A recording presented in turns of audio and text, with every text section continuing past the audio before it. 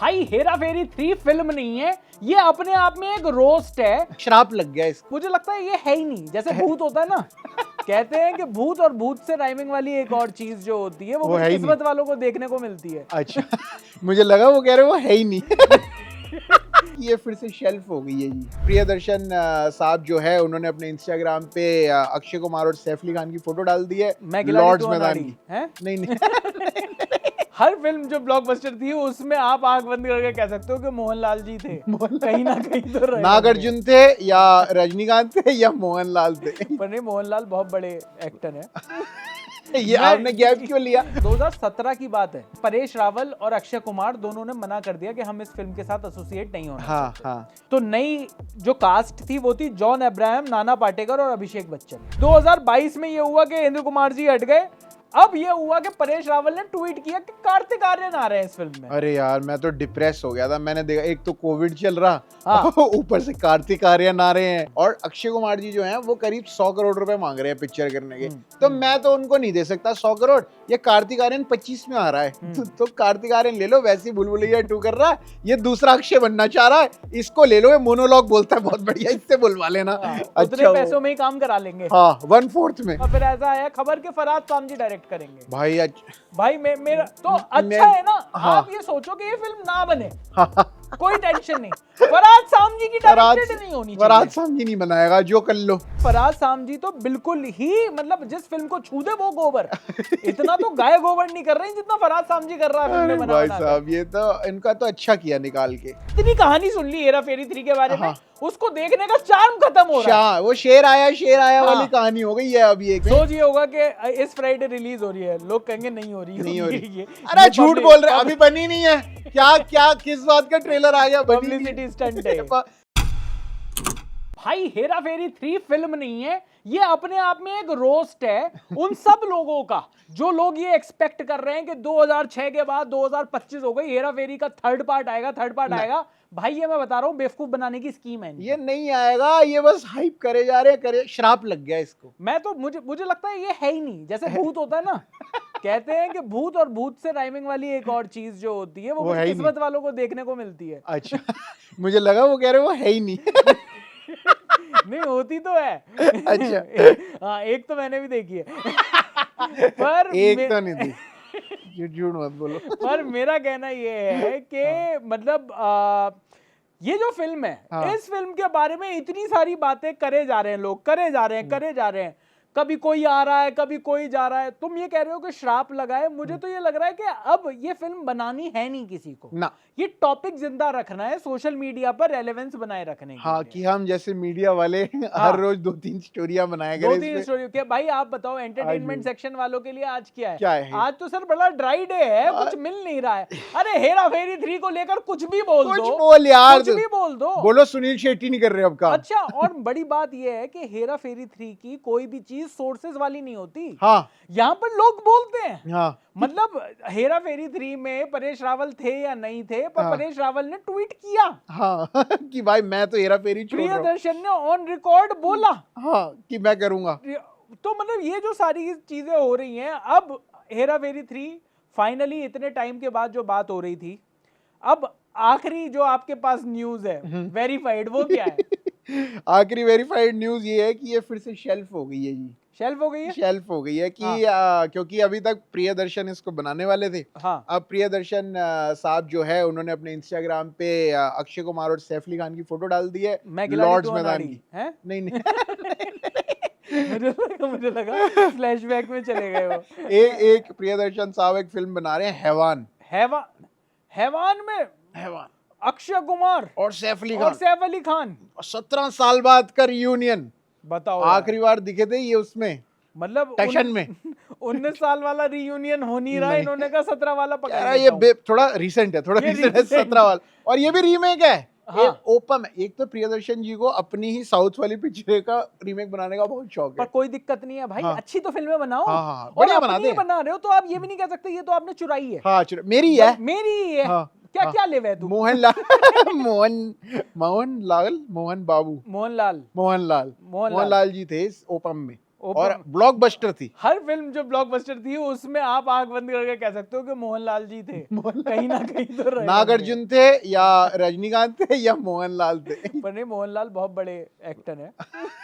ये आपने गैप क्यों लिया यार बहुत बड़े के बाद? मैं थोड़ी फैट जोक मार सकता हूँ, मेरा फैट जोक चलता है। ये मैं अपनी फ्रेटर्निटी में मार रहा हूँ ना।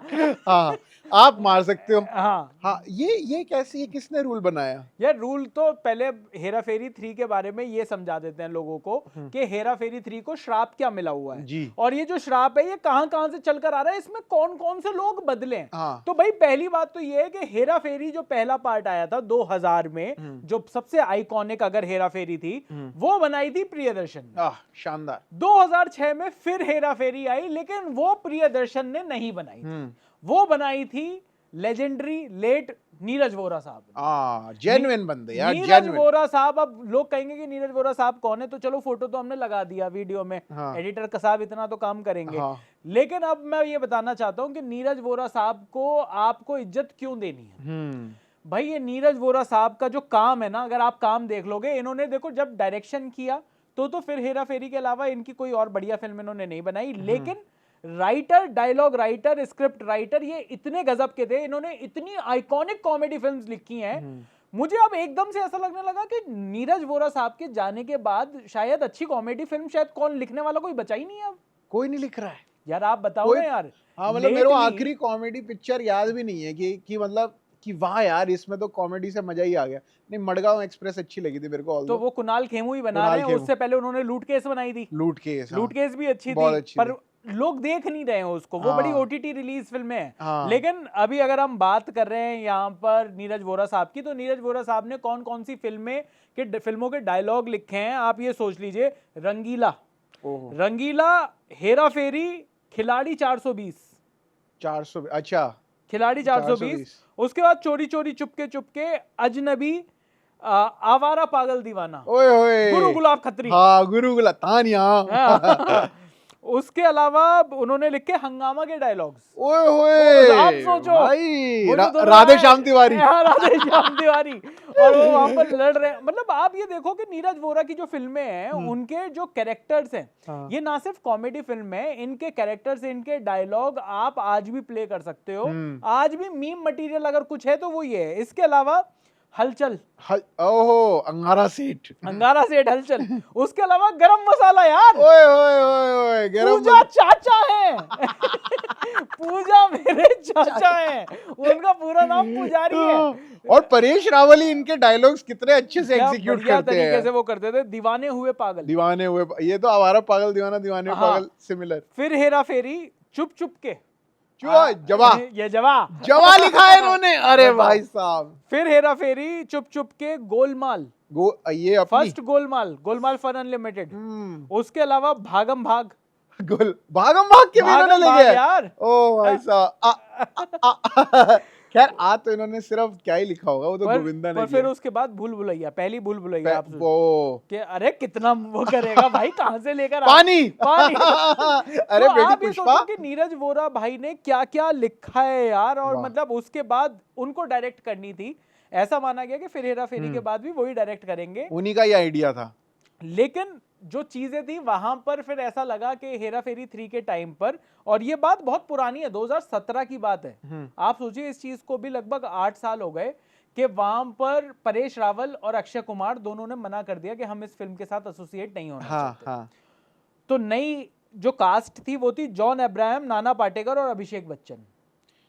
अब आप सोचिए कि ये वो वाला वक्त था कि जब वो धमाल का फिर धमाल, मतलब डबल धमाल, ये जो सीक्वल्स थे अच्छी कॉमेडी फिल्म के, वो चल नहीं रहे थे।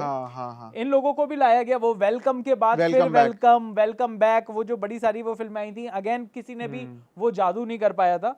तो इनको लेकर आया गया कि चलो इनके साथ बना ली जाए, लेकिन फिर नीरज वोरा साहब को हार्ट अटैक पड़ा और नीरज वोरा साहब नहीं रहे।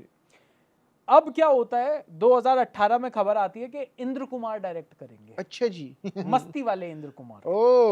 वाह, मस्ती भी सिर्फ मस्ती अच्छी थी। उसके बाद ग्रैंड मस्ती, ये मस्ती, वो मस्ती, सस्ती मस्ती, सारी सस्ती होती चली गई। बहुत सस्ती होती चली गई, फिर वो चीप होती चली गई।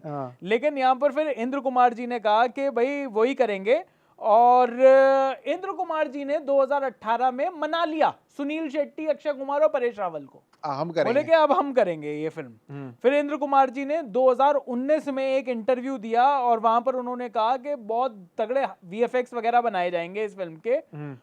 और 2020 में पता चला कि इंद्र कुमार जी नहीं रहे इस फिल्म के डायरेक्टर। अच्छा, अरे यार मैं कहा इंद्र कुमार जी नहीं, इंद्र कुमार जी इस प्रोजेक्ट से हट गए, ऐसा पता चला। अब 2022 में ये हुआ कि इंद्र कुमार जी हट गए। अब ये हुआ कि परेश रावल ने ट्वीट किया कि कार्तिक आर्यन आ रहे हैं इस फिल्म में। अरे यार मैं तो डिप्रेस हो गया था, मैंने देखा एक तो कोविड चल रहा, हाँ। ऊपर से कार्तिक आर्यन आ रहे हैं। और ये वो समय है जब कार्तिक आर्यन को ये भी खबर आ गई थी कि कार्तिक आर्यन भूल भुलैया 2 का भी पार्ट होंगे। हाँ, तो भूल भुलैया 2 में तो कार्तिक आर्यन आ ही रहे थे। उन्होंने कहा कि हेरा फेरी 3 में भी कार्तिक आर्यन होंगे। लेकिन फिर बड़ा बैकलैश हुआ कि नहीं यार, हमें तो वो आइकॉनिक ही वो लोग ही चाहिए।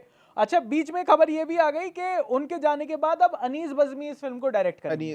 भूल भुलैया वाली, भूल भुलैया वाले हाँ। कि भाई भूल भुलैया डायरेक्टर तो अच्छे हैं वो। अनीस बज़मी ने वेलकम भी डायरेक्ट करी है। वेलकम, हाँ। तो अनीस बज़मी साहब इस फिल्म का, अगर मैं गलत नहीं बोल रहा तो शायद नो एंट्री भी अनीस बज़मी साहब की थी। अच्छा, हाँ, तो अनीस बज़मी साहब डायरेक्ट करेंगे। लेकिन फिर 2023 में सब कुछ हुआ, फिर ऐसा आया खबर के फराज सामजी डायरेक्ट करेंगे। भाई मेरा तो अच्छा है ना। हाँ। आप ये सोचो कि ये फिल्म ना बने, कोई टेंशन नहीं, फराज सामजी की डायरेक्टेड नहीं होनी चाहिए। फराज सामजी नहीं बनाएगा, जो कर लो। इन्हें क्या एट्स एंटरटेनमेंट बनाई हुई है? एट्स एंटरटेनमेंट भाई, वो वाली फिल्म अभी जो बच्चन पांडे इन्होंने बनाई हुई है। फराज सामजी। शिट यार, ये तो बिल्कुल ही मतलब फराज सामजी तो बिल्कुल ही, मतलब जिस फिल्म को छू दे वो गोबर। इतना तो गाय गोबर नहीं कर रहे जितना फराज सामजी कर रहा है फिल्म में बना भाई बना साहब, ये तो इनका तो अच्छा किया निकाल के। और फिर उसके बाद 2025 में फिर खबर आई कि प्रियदर्शनी बनाएंगे। प्रियदर्शन ने तो इंस्टाग्राम स्टोरी पे अक्षय कुमार ने उनके लिए हैप्पी बर्थडे डाला। हाँ। वो उन्होंने उसको दोबारा से रिपोस्ट किया और उस पे लिखा चलो अक्षय हेरा फेरी 3 बनाते हैं। हाँ। वो मुझे लगता है अभी तक की सबसे अच्छी खबर थी। वो सबसे अच्छी प्रियदर्शन खबर थी बनाएंगे। कि चलो प्रियदर्शनी आ रहे हैं। फिर ये भी खबर आई कि अक्षय कुमार ने काफी करोड़ों रुपए देकर इस फिल्म के राइट्स खरीद लिए हैं नाडियाडवाला साहब से। लेकिन ये भी कहा जा रहा था कि साजिद नाडियाडवाला से हो नहीं पा रहा है। साजिद नाडियाडवाला से नहीं हो पा रहा है, क्योंकि जब ये कार्तिक आर्यन आए थे तब यही बात चल रही थी कि नाडियाडवाला जी ने कह दिया कि भाई देखो मेरे से तो फाइनेंसेस समझ ले रहे हैं और अक्षय कुमार जी जो हैं वो करीब 100 करोड़ रुपए मांग रहे हैं पिक्चर करने के, तो मैं तो उनको नहीं दे सकता 100 करोड़। ये कार्तिक आर्यन 25 में आ रहा है तो कार्तिक आर्यन ले लो, वैसे ही भूल भुलैया 2 कर रहा है, ये दूसरा अक्षय बनना चाह रहा है, इसको ले लो, ये मोनोलॉग बोलता है बहुत बढ़िया, इससे बुलवा लेना। उतने पैसों में ही काम करा लेंगे। हाँ, 1/4 में। लेकिन साजिद नाडियाडवाला के भी वैसे सितारे कोई खास अच्छे नहीं चल रहे, वो थोड़े से पतले होते जा रहे, सिकुड़ गए हैं वो। देखी तूने उनकी शक्ल? न्यू करण जौहर वाले हाँ, वो मोड में आ गए वाले उसमें आ गए लुक में। लेकिन यहाँ पर अब तो खबर आपको पता ही है, फिर तो हर 2 महीने बाद एक खबर आई। पहले परेश रावल बोले कि परेश रावल पार्ट है इस फिल्म का। फिर परेश रावल ने कहा कि नहीं यार मेरे को ना मजा नहीं आ रहा। परेश रावल का एक पॉडकास्ट भी आया, तो वहां पर भी उन्होंने ये बोला था जब उनसे इस फिल्म के बारे में बोला कि यार बड़ा सफोकेटिंग होता है, मैं नए रोल करना चाहता हूँ। अरे परेश जी, इस उम्र में पुराने ही रोल कर लो। लेकिन मुझे ये भी लगता है कि एहसान थोड़ी है यार ऑडियंस के ऊपर। सही बात ये है। क्या एहसान दिखा रहे हैं परेश रावल? हाँ। ये क्या एहसान दिखा रहे हैं अक्षय कुमार? भाई जो फिल्म बनाओगे, हाँ। आप ये फैंस तो चाहते हैं कि यार उनके लिए तो, और आप फ्री में थोड़ी दिखा रहे हो। मैं वही मैं कह रहा हूं, पैसे ले रहे हो उसके। पैसे ले रहे हो भाई, पैसे कमाओगे। फैंस चाहते हैं अंदाज अपना अपना का भी अगला पार्ट है। सलमान और आमिर फिर से दिखाई दें। सलमान, आमिर और इस बार कह रहे शाहरुख खान भी डाल देंगे हम साथ। तो फैंस तो ये चाहेंगे ही, लेकिन आप उस फैंस की चाहत पे रोकड़ा तो आप कमाते हो। उसमें ये कह रहे हैं फिर उसका कि भाई डिफरेंसेस हैं, फिर के पैसे ज्यादा मांगना चाह रहे थे, कम मांगना चाह रहे थे। फिर अभी खबर आई कि परेश रावल फाइनली मान गए। उन पे केस भी हो गया था कि भाई इन्होंने एडवांस लिया था 15 लाख रुपए का, अब 27 वापस करेंगे। अक्षय कुमार कह रहे हैं एक इंटरव्यू में कि यार वो मेरे बड़े अच्छे दोस्त हैं, मैं बात नहीं करना चाहता इस बारे में। परेश रावल एक इंटरव्यू में कह रहे हैं मेरे वो दोस्त नहीं है अक्षय कुमार, मेरा कलीग है वो। मेरे तो वो कलीग है। तो वो कलीग हैं। इस बीच में सुनील शेट्टी से कोई नहीं पूछ रहा। सुनील शेट्टी से कोई बात ही नहीं, ना सुनील शेट्टी कहीं कुछ बोल रहे हैं, ना सुनील शेट्टी से कोई बोल रहा है। स्मार्ट पे स्मार्ट हुए चले जा रहे हैं सुनील शेट्टी, जैसे जैसे उम्र बढ़ती जा रही है। भाई क्या बियर्ड होके ब्रांड एम्बेसडर बने, जबरदस्त डोले बना लिए। कोई हेरा फेरी 3 के बारे में नहीं पूछ रहा। और तब तक मुझे ये लग रहा था कि शायद ये सारा का सारा ये जो फिल्म है इसकी हाइप लगातार क्रिएट रहे। आराम से शूटिंग चल रही है, मुझे ऐसा लग रहा था अंदर के आराम से शूटिंग चल रही है इस फिल्म की। और क्योंकि ये न्यूज में बनी रहनी चाहिए, इस वजह से ये सारी चीजें प्लांट करी जा रही हैं। लेकिन अब ऐसा लग रहा है कि प्लांट नहीं है भाई, ये आंधी आई और प्लांट उड़ गया। होता है ना वो छोटे छोटे प्लांट आप रखते हो यहाँ पर, हवा आती है वो कहीं और दिखाई देता है, उड़ लिया ये प्लांट। ये सच में हो गया है भाई। मुझे भी ये फील आ रही है कि ये तो दिक्कत हो गई तो है। अब ये हेरा फेरी 3 के नाम पर ये जो बेवकूफ बनाया जा रहा है लोगों का कि भाई रोजाना कोई स्टोरी बना दो, अब प्रियदर्शन कुछ और बनाएंगे। अभी तक ये था कि प्रियदर्शन भूत बंगला बना रहे हैं, उसमें खत्म कर बिजी हैं दिया वो। अब वो रैप भूत कर दी बंगला उन्होंने। रैप हो गई है, तो अब भूत बंगला पता नहीं कब आएगी। तो अब ये जो दिक्कतें हैं, ये जो बात है, मुझे तो समझ में नहीं आ रहा। अब धीरे धीरे इतनी कहानी सुन ली हेरा फेरी 3 के बारे में, उसको देखने का चार्म खत्म हो रहा है। वो शेर आया वाली कहानी हो गई है अब ये कि अब और ये भी कह रहे थे बीच में, सोच ये होगा कि इस फ्राइडे रिलीज हो रही है, लोग कहेंगे नहीं हो रही। अरे झूठ बोल रहे, अभी बनी नहीं है। क्या किस बात का ट्रेलर आ गया, बनी नहीं पब्लिसिटी स्टंट है। और लोग कह रहे हैं कि मतलब जितना ये मैंने पढ़ा कि वो कह रहे हैं कि भाई इसकी स्क्रिप्ट ही अभी ऐसे तैयार नहीं है। हेरा फेरी 3 की शूटिंग तो जब स्क्रिप्ट हो, सब श्याम, राजू और बाबू राव तीनों चाहते हैं कि भाई हमारा कैरेक्टर ज्यादा हो, हम पे बेस्ड हो। लेकिन पहली वाली हेरा फेरी और दूसरी वाली हेरा, तीनों का इक्वल रोल था। और भाई पिक्चर का हीरो तो कहानी थी ना।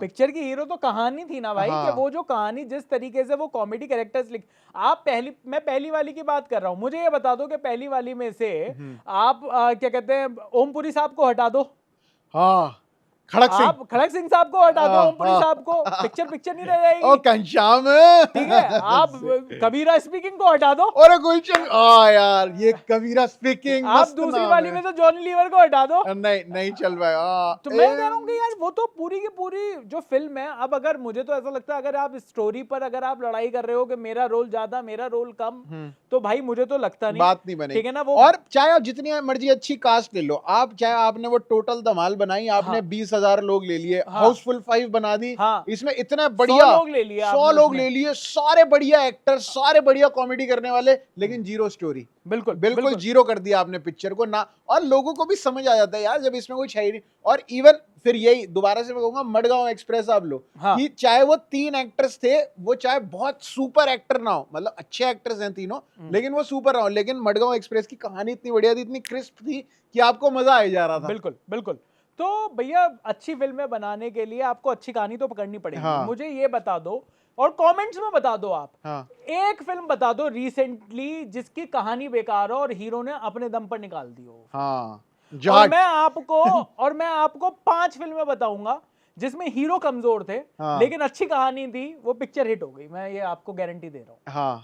अब भाई मतलब वो एक मैं पॉडकास्ट में सुन रहा था, उसने बिल्कुल सही बात बोले कि घटिया कहानी थी, तो आमिर खान और अमिताभ बच्चन साथ में मिलकर भी नहीं बचा पाए ठग्स ऑफ हिंदुस्तान।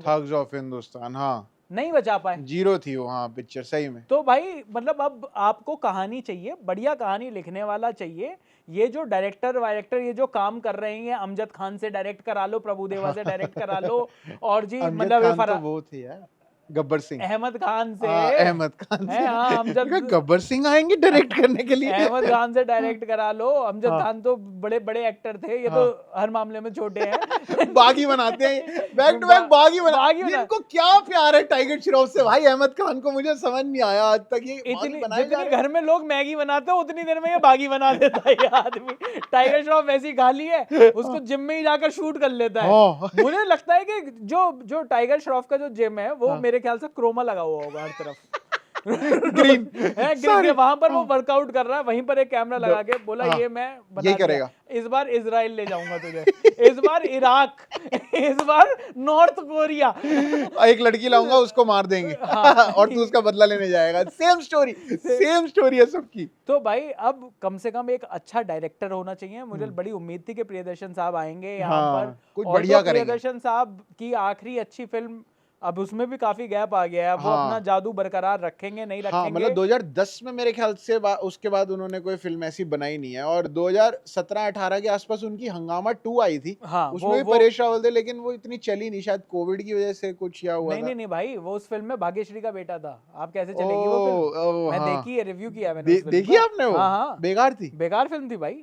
अरे यार, तो हंगामा का तो मैं वो भूल ही नहीं पाता। वो उनको बोलता है ना अंजलि को, कह रहा कहाँ जा रहे हो हिप्पोपोटामस के साथ, कह रही है हिप्पोपोटामस नहीं डॉगी है, अरे मैं डॉगी से ही बात कर रहा हूँ, कहाँ जा रहे हो हिप्पोपोटामस। बहुत ही, और मतलब हंगामा अगेन आउटराइटली पहले फ्रेम से लेकर आखिरी फ्रेम तक कॉमेडी फिल्म, कोई ज्ञान नहीं, पहले कोई ज्ञान नहीं, जीरो, कोई बीच में कोई वो नहीं, जो भाई जो क्लाइमेक्स सीन है उसमें वो करंट से सब चिपक रहे हैं, ठीक है ना भाई, वो आइकॉनिक सीन है वो अपने आप में, लेकिन किस तरीके से होगा यहाँ पर, तो ये देखने वाली। खट्टा मीठा मेरे ख्याल से लास्ट इनकी अच्छी फिल्म थी, खट्टा मीठा, जो उन्होंने वो अगेन वो भी सटायर टाइप सी था अक्षय कुमार के साथ, लेकिन वो भी कॉमेडी थी, बढ़िया कॉमेडी थी। तो भाई प्रियदर्शन जैसा बढ़िया डायरेक्टर चाहिए, अच्छे लिखने वाले चाहिए, ये बिल्कुल ये फराज सामजी वगैरह के बस की नहीं है, प्लीज हटा दो भाई, ये छिछोरी कॉमेडी। अभी उन्होंने फराज सामजी ने अभी हाउसफुल 5 लिखी है वो भाई, फराज सामजी के डायलॉग हैं, और फराज सामजी के वही वाले डायलॉग मिलेंगे आपको कि वो लड़की झुक रही है और उसका सब कुछ दिख रहा है, तो वो दूसरा बंदा कह रहा है कि अच्छा है इसका नाम पुष्पा नहीं है वरना झुकती नहीं। अरे तो ये वाले अगर डायलॉग देखना तो छिछोरे वाले अगर इस तरीके का करना है तो, अदरवाइज आपका क्या लगता है? अब इसमें मैं लोगों से भी पूछ लेता हूँ कि हेरा फेरी 3 की इतनी सारी चीजें देखकर आपका भी दिमाग खराब तो नहीं हो गया? और आप बताइए कि आपको क्या लगता है कि हेरा फेरी 3 क्या बननी चाहिए, या फिर अगर ये इसी तरीके से कभी कोई एक्टर रूठेगा, कोई एक्टर बनाया जाएगा, उस तरीके से चलेगी कहानी? जो भी हो जवाब आपका वो कमेंट बॉक्स में लिख दीजिए। बाकी हम रोस्ट, बड़ी बड़े टॉपिक्स के छोटा छोटा रोस्ट और छोटे छोटे टॉपिक्स के बड़ा बड़ा रोस्ट लेकर आते रहेंगे यहाँ पर। इस वीडियो को देखने के लिए शुक्रिया। मेरा नाम है चयन रस्तोगी, मेरा नाम है प्रशांत कपूर, और आप देख रहे हैं स्विच।